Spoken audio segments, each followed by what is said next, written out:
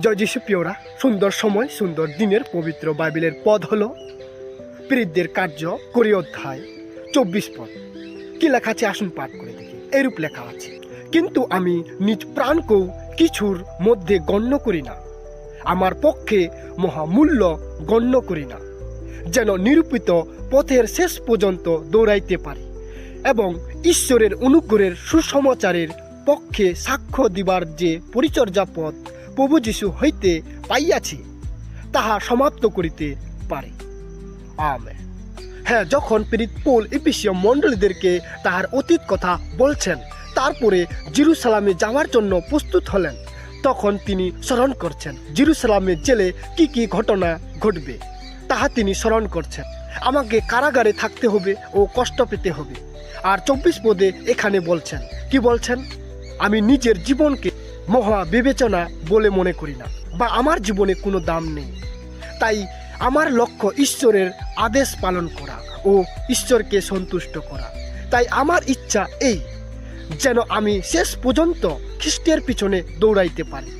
এর অর্থ এই, প্রভু যীশু যে কার্যের ভার আমাকে দিয়েছেন তাহা যেন আমি শেষ পর্যন্ত করতে পারি।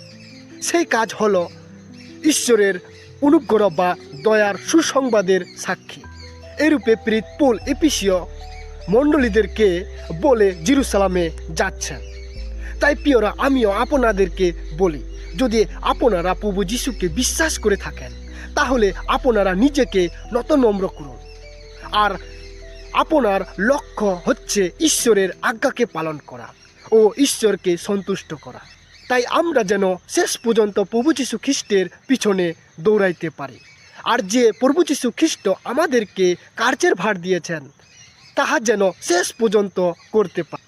সেই কার্য হলো ঈশ্বরের অনুগ্রহ বা দয়ার সুসংবাদ প্রচার করি, কারণ প্রভু যীশু খ্রিস্ট আমাদেরকে সে কার্য দিয়েছেন।